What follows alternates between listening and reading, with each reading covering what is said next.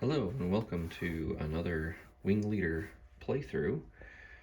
In this video, I'm going to begin a playthrough of what is the earliest Wing Leader scenario chronologically. This comes from Wing Leader Origins, and it takes place on the 13th of November, 1936. So this is the first scenario in the Origins book on the Spanish Civil War, and reading the background of this scenario is the first air battle between German and Russian pilots. We have the German-supported nationalist side conducting a raid against a rail yard, though on the map it's actually represented with a factory. And we have the Soviet-backed Republican faction defending with I-15s and I-16s. Well, this is an interesting scenario because it is using the advanced Wing Leader rules, because it is involving bombing of a target, but we're not actually going to roll for bombing damage like a normal like with the normal rules. So we do use the advanced bombing rules, but down here notice that we do not roll for bombing attacks. Instead, each flight scores 1 victory point if it is unbroken when it's bombed. So that's going to change how we approach this. You do notice that there is good bit of cloud cover leading up to this factory, and if we were playing with the normal bombing rules where you have to roll to see how much damage you inflict, the nationalists would probably want to make use of the rule that allows them to bypass the target, turn around and come back so they could bomb by avoiding these clouds. But we don't need to worry about that. We just need to get them to drop their bombs before they break in order to score 1 victory point. So there's 2 bomber flights and 3 escorting flights, and over here there are 3 squadrons, full squadrons of the Republican defenders. See other special rules here. Bombers that break must return to base. Bomber flights may only escape by exiting a map edge. No escape rolls are allowed. The Ju-52s cannot change altitude before they commence their bombing profile. So normally, as they fly towards the target, bombers can adjust their altitude as they fly, but they cannot, the Ju-52s. The HEs, or I should say the HE-46s may. They don't have that condition on them. And we already read that one. The nationalist player must assign all his veteran and expert markers to the HE-51 flights, the fighter flights. So that's what I've got here. I've got the fighters, the HE-51s, all right here, and they're both, 2 of them are veteran and have the experts assigned. And then there's this last special rule here. The Republican player scores 2 extra VPs per nationalist flight removed from play because losses equaled or exceeded the max losses value. He also gets 1 extra VP per nationalist expert lost to aircrew casualties. So if one of these guys gets shot down, that's going to be an extra victory point. And if a whole flight is eliminated, that's going to be an extra 2 victory points. And we can see here that each flight has a max losses of 3. Other than the Ju-52s, they can have up to 5 losses. So if these Soviet or Republican defenders can shoot down all 3 aircraft of one of these flights, that's going to be a bonus for them. So I've already set this up. and the Nationalists sit up first, and then the Republicans here are placed with their vectors located here.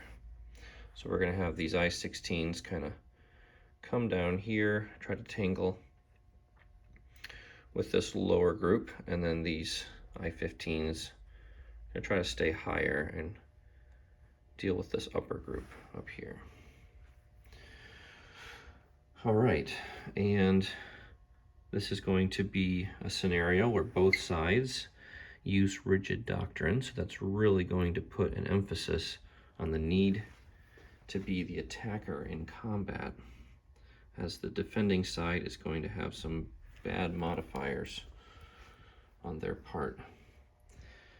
Both sides also have no radio, so that's going to be an automatic -1 cohesion modifier to all cohesion rolls. So what we ought to see is that flights will break, flights and squadrons will break pretty quickly. That is what we should expect. So there's not going to be a lot of staying power, I should say, for each of these. They're going to be quick to break. Okay, let's go ahead and get this started. We're on turn 1. Let's begin with the tally phase. So the Raider player gets to roll first, and we are going to have Q here. Let's see, 1, 2, 3, 4, 5, 6. Now we're out of range here. There's really no tally rolls that can be made, so we're going to skip that. Now, this is not a large formation. I intentionally left a space here between this square and this square, so these guys don't have make themselves a bigger target to be spotted. And this, each of these is a flight, so that's only 2.5 squadrons in formation here, adjacent hexes, so they are not considered a large formation. So neither side can really get a tally this early, so we're going to go ahead and skip to the movement phase.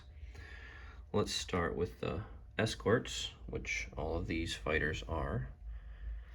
So they are going to fly forward 2 squares. Well, actually, you know what? I have some options here. To avoid these I-16s, we could actually have these guys dive as they come toward, or decrease their elevation. They're allowed to lower their elevation by a minimum of 1, or increase their elevation by a maximum of 1 each movement phase until they begin their bombing profile. So we're actually going to try to get below these clouds and avoid these I-16s that are going to be coming in.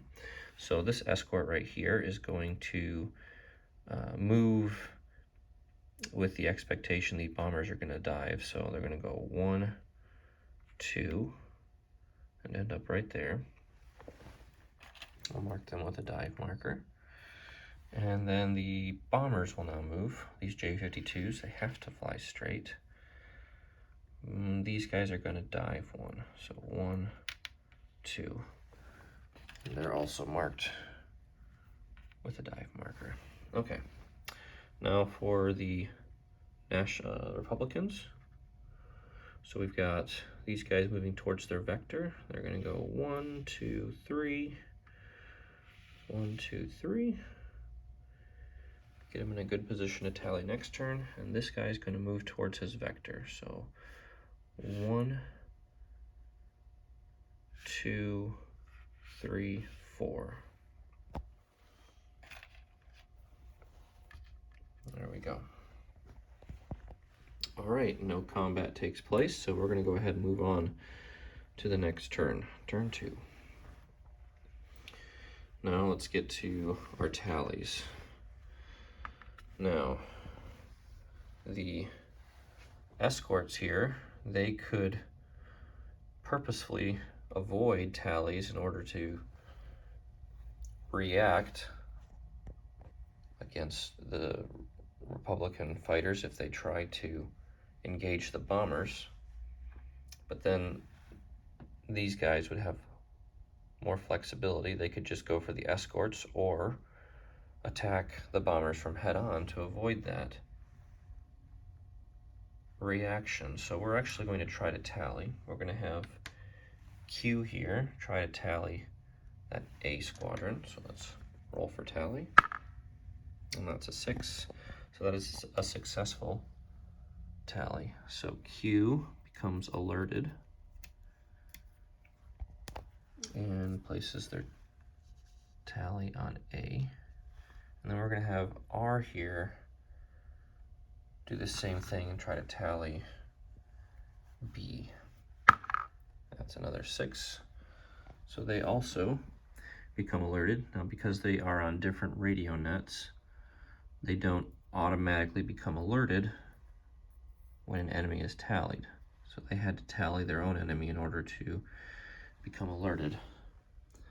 Both of them switch to a sweep mission because they have a tally. And then this guy down here is going to try to tally these guys. That's a 3. They are veteran, but they're in clouds. So that's a +1, -1. So still a successful tally. Actually, hold on. Let me check the sun arc. Oh, they're actually in the sun as well because the sun is right upper. So that's actually going to get another -1 to the tally roll. So -2 + 1. So it's actually a tally roll of 2. So they fail their tally and remain escorts. Now for the defenders, they're going to make their tally attempts. A is going to try to tally the bombers. So that's a distance of 2. They need to roll higher. And they do not. Okay, that's a failed tally roll. That's not good for them. And B is also going to try to tally the bombers. And they succeed. So their vector comes off. Place it on the bombers. And then these I-16s, we're going to have them try to tally the bombers as well. They roll a 4, -1 for the clouds that are in between. So that's a 3, which is a successful tally. So D's vector comes off, and they get their tally. Okay, let's get to the movement phase. So bomber escorts move first, which the only escort is P, because they failed their tally. The question is, are they going to dive? I don't think so, because if we get these, well, hold on.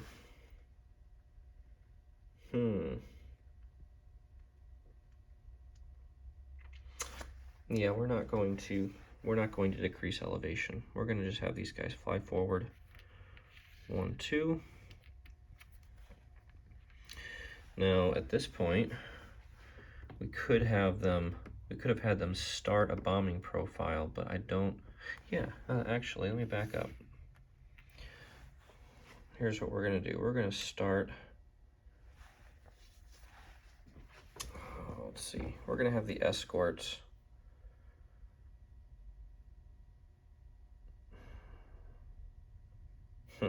Well, yeah, we're going to have the escorts just kind of fly forward 2, 1, 2. Their dive marker comes off. And these bombers, well, first, hold on. Escorts move, so that's the escorts. Now the bombers move. So let's have this bomber. He is actually going to move here, and then he can begin a glide bombing profile from here, diving at an angle. So he is allowed to get the +1 movement bonus when he's flying a profile. So that was 1, begins his bombing profile. 2, 3, ends his movement right there. He is marked diving, and he drops his bombs. So we're going to plop those down. That's going to trigger D's movement. So he is going to rotate down like this. He's going to go 1, 2, and he's going to try to engage, but that's going to allow this guy to roll for reaction. So we're going to go ahead and do that.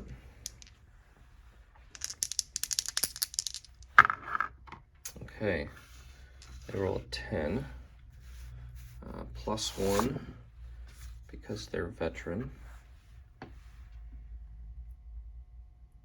The distance is 2 squares, so that's going to be -2.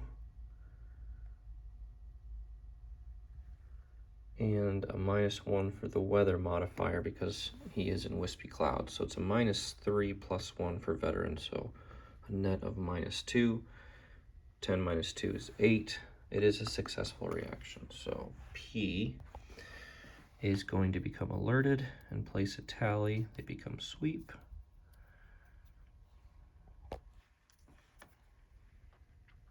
And D does not get to engage. They get stuck right there, and these guys come in to engage. And they're both marked diving.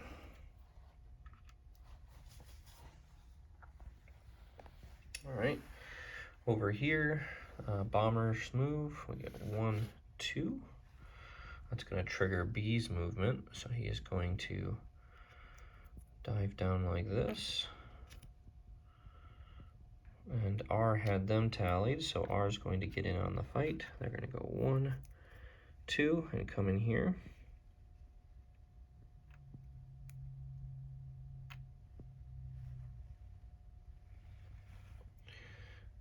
Both of those fighters are going to be marked as diving.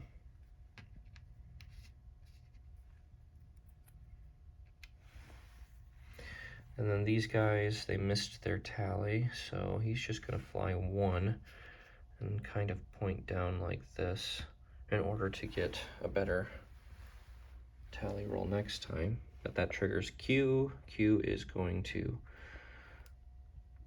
climb 1, 2, 3.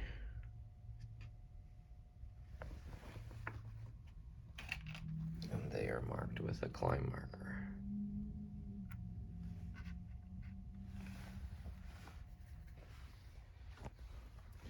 All right, we have several combats to resolve. Let's start down here. We have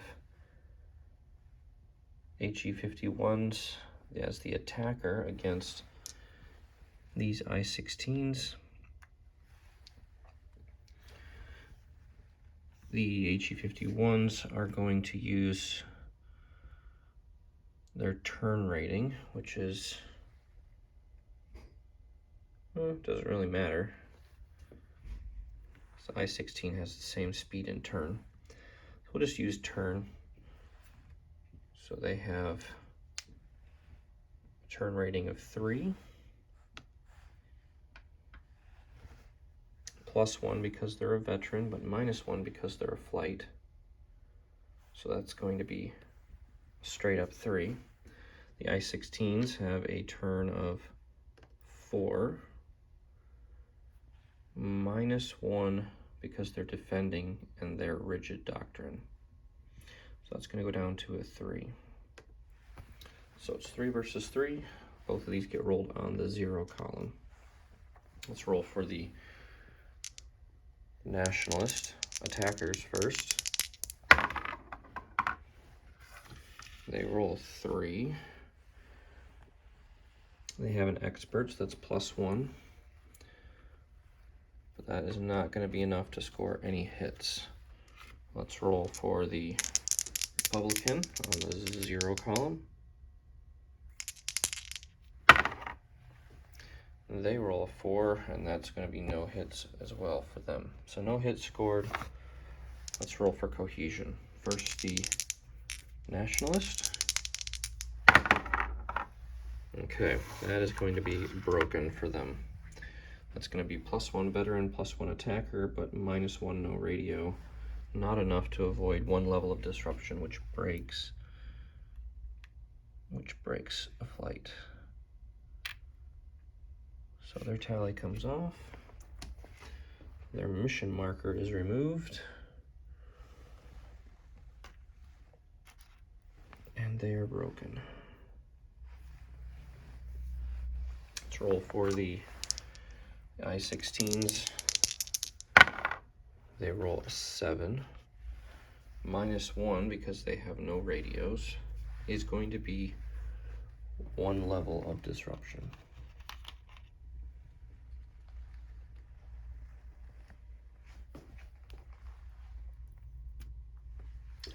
And low ammo.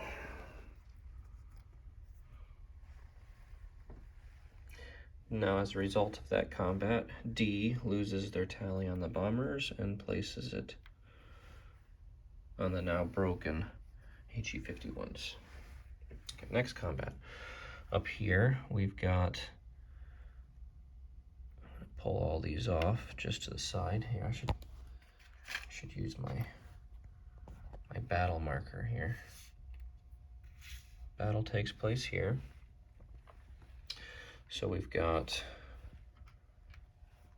diving HE-51s, we've got diving I-15s, and we've got these bombers that are tallied by B.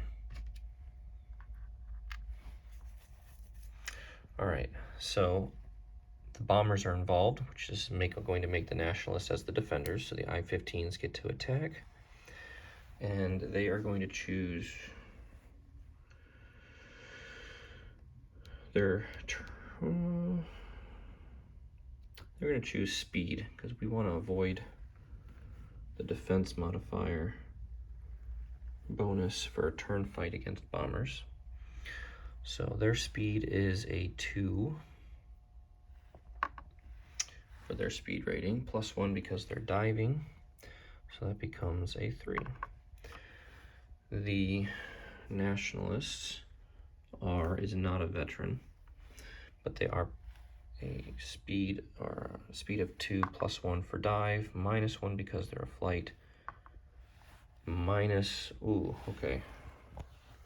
Let's think about this. I think it would be in their best interest to make the bombers, well, let's see. If we use the fighters as the primary combatant for the defender side, that's going to be another -1 because they are rigid doctrine, which is going to be a 3 versus 1. If the bombers, their speed rating is terrible. So I think that's just going to be the best right there. So +2, -2 is the combat differential. Let's roll for the I-15s first.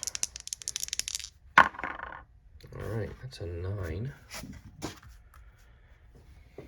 No modifiers on the +2 column. That's 2 hits. So one hit has to get applied to each of these targets. So let's roll for the hit on the bombers first. That's a 4. Their firepower is a 0. Compare that with the protection rating, and we do get a straggler.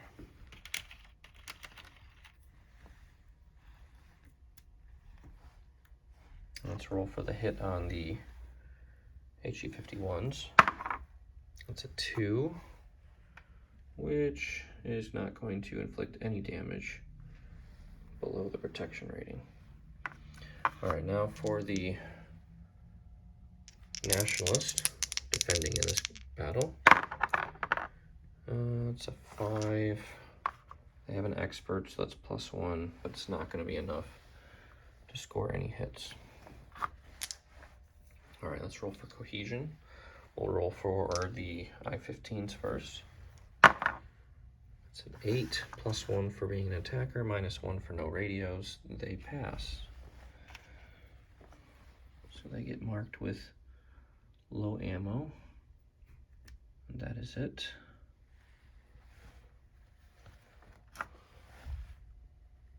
Well, let's roll for the HE-51s. All right, they are +1 for veteran, but -1 for no radio. And that is going to be a disruption, which is broken.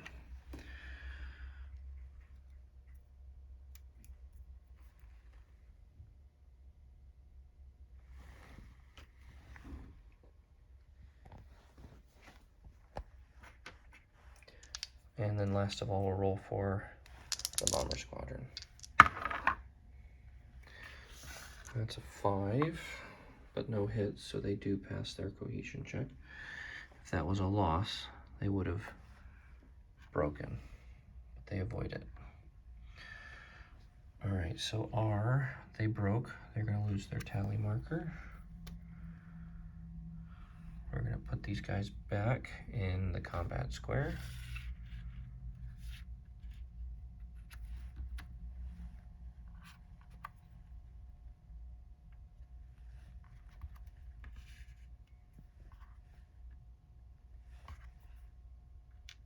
Just like that.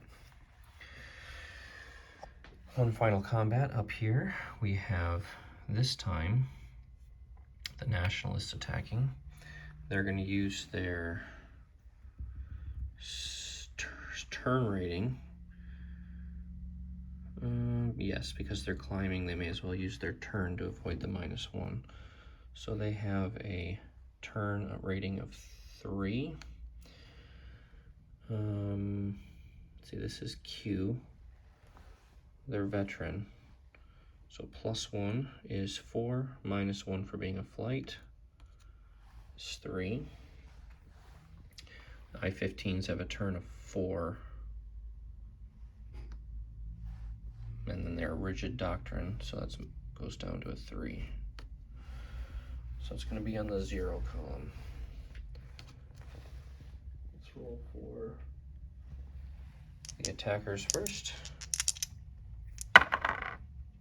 That's a 6. +1 for an expert is a 7, which is 1 hit. Let's roll to confirm that. 2.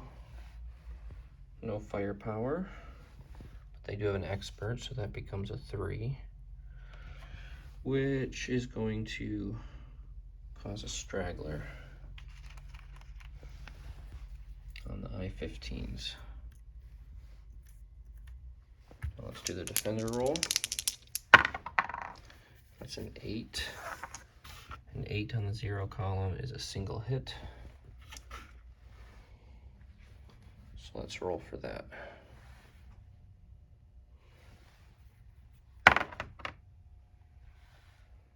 And that also is going to be a straggler.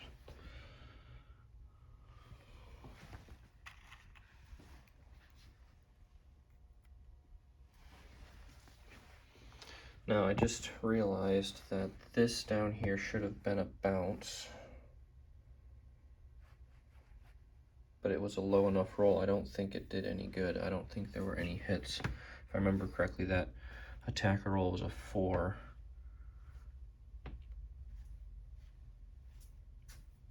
Yeah, so I don't think that would have scored any hits. All right, well, here we are, 2 turns in, one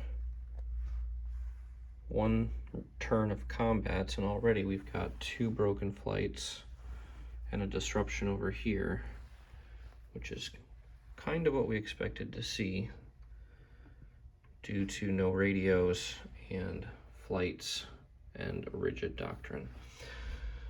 So I'm going to go ahead and pause the video here, and we will continue next time.